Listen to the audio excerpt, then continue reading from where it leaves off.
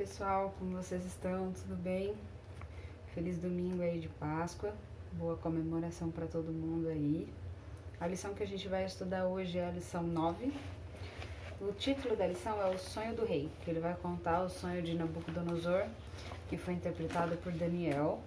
E aí o sonho fala muito sobre o orgulho, sobre o reconhecimento daquilo que Deus faz e que Deus é soberano sobre todas as coisas. E que aí Deus dá o governo, no caso o trono, a quem ele bem entende e tira na hora que ele bem entende. E não são pelas nossas forças, mas sim por quem Deus é, por aquilo que Deus quer e pela vontade dele. O objetivo da lição hoje é descobrir que o orgulho nos afasta de Deus, perceber quando o orgulho entra ou tenta entrar no nosso coração e identificar formas de nos livrarmos do orgulho. A lição nos propõe estudar Daniel 4 e 5, que conta a história de Nabucodonosor e depois de Beltesazar, se eu não me engano, que é o filho de Nabucodonosor. Mas aí eu peguei uma outra... Olha eu mudando as coisas. Eu peguei um outro texto que tá, na verdade, em Lucas, né? Tá em Lucas 18, que eu achei ele mais objetivo pra gente trabalhar e mais fácil de visualizar a diferença.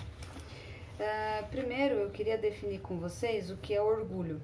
Segundo o dicionário, orgulho é o sentimento de prazer, de grande satisfação com o próprio valor e a própria honra. Então, orgulho, em palavras simples e de uma forma pejorativa, né? No mau sentido, é o que a gente sente com relação a nós mesmos.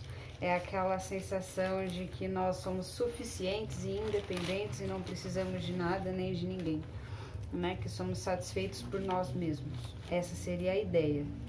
Daí então eu vou ler para vocês Lucas 18, como eu disse, a história do fariseu e do publicano, que aí eu acho que vai ilustrar bem essa questão do orgulho e a gente vai poder trabalhar a ideia em cima dele. Beleza? Vamos lá. Alguns que confiavam em sua própria justiça e desprezavam os outros, Jesus contou essa parábola. 2 homens subiram ao templo para orar. Um era fariseu, o outro publicano. O fariseu, em pé, orava no íntimo: Deus, eu te agradeço porque eu não sou como os outros homens, ladrões, corruptos, adúltero, nem mesmo como este publicano. Jesus, jejuo 2 vezes por semana e dou o dízimo por tudo quanto ganho. Mas o publicano ficou à distância e nem ousava olhar para o céu, mas batendo no peito dizia: Deus, tem misericórdia de mim que sou pecador. Daí Jesus disse: Eu lhes digo que este homem, o publicano, e não o outro, o fariseu, foi para casa justificado diante de Deus, pois quem se exalta será humilhado, e quem se humilha será exaltado. Daí então a gente tem em Provérbios 16:18 o seguinte versículo: O orgulho precede a destruição e a altivez do espírito precede a queda. Daí então Tiago 4:6 também nos diz a seguinte coisa: Mas ele concedeu graça maior, por isso diz a Escritura: Deus se opõe aos orgulhosos, mas concede graça aos humildes. Daí então eu pergunto a vocês: como vocês definem o que o fariseu fez e como vocês definem o que o publicano fez?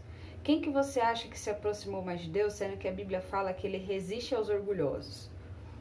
Daí então eu te digo, quando você acha que você já tá ok, fez toda a sua parte, que você é extremamente bom, você escuta alguém? Você escuta os conselhos de alguém? Você está disposto a dizer que alguém é maior do que você e prestar atenção naquele outro alguém? Quando você se coloca diante de Deus, você tem noção de que você é pecador, de que você é miserável nas suas próprias forças, e se você está diante dele por tudo aquilo que Cristo é, por tudo aquilo que Cristo fez, porque de fato, como diz a Bíblia, se há alguém é bom é somente Deus. Será que a gente tem condições de chegar diante de Deus, que é perfeito, e ainda de começar a listar as nossas qualidades, como fez o fariseu, e ignorar que se estamos até mesmo diante de Deus é por misericórdia e graça de Deus? Será que a gente pode se vangloriar diante de Deus de algum feito ou de alguma coisa que nós tenhamos feito ou praticado? Vamos pensar um pouquinho sobre isso daí? Sobre essa soberba de achar que a gente tem algo a oferecer para Deus?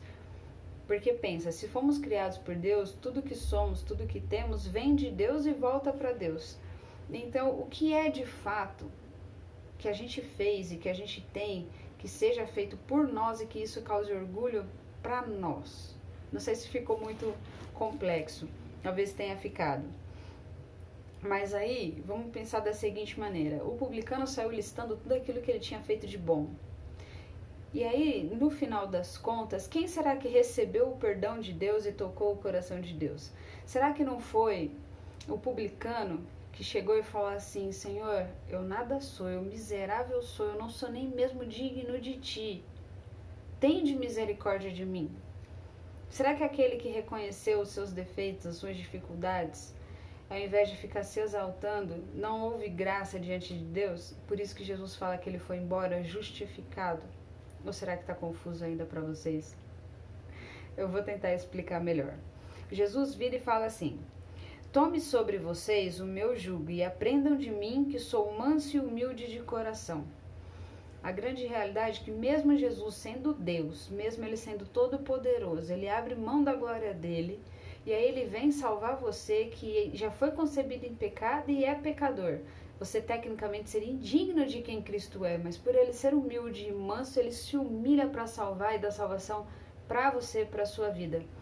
E daí Paulo encerra dizendo a seguinte coisa: se há algo para nos orgulharmos, que seja na cruz de Cristo, que nos trouxe para a vida. E daí eu digo para vocês, se há algo para encher o nosso coração, que seja de amor pelo Mestre, que molda o nosso caráter, que nos deu salvação e que nos torna aprovados diante de Deus.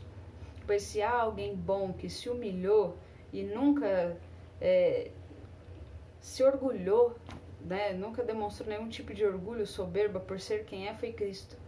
Porque mesmo nós sendo indignos, imperfeitos, pecadores, ele nunca chegou e se mostrou um Deus severo, um Deus que ignorou tudo aquilo que a gente era, muito pelo contrário. Ele nos amou a ponto de se entregar por nós, né? E ainda assim, ele não precisava disso, porque ele é Deus, ele é todo poderoso. Ele de fato está à destra de Deus sentado no trono. Então eu acho que se tivermos que pegar alguma coisa, que peguemos os ensinamentos de Cristo, se tivermos que encher o nosso coração de algo, que seja do amor por ele, porque ele molda o nosso caráter e nos ensina a ser melhor a cada dia. Porque não há em nós algo que nós possamos nos orgulhar e ainda nos mantermos de pé diante de Deus. Porque tudo foi misericórdia, porque tudo foi graça. E aí a mesma graça que a gente recebe, a gente tem que passar adiante. Eu não sei se ficou confuso um pouco para vocês, mas a soberba não nos leva a lugar nenhum e nem tampouco o orgulho.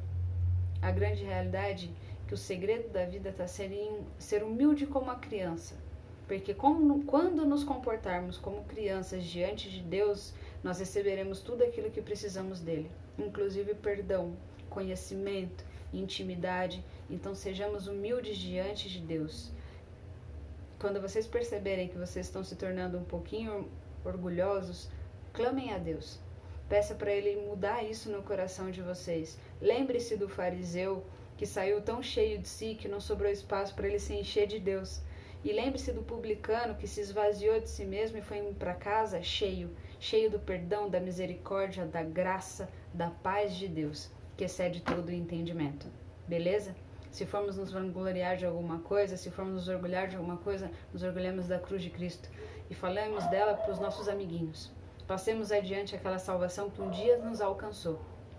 E enche o coração de vocês pelo amor de Deus.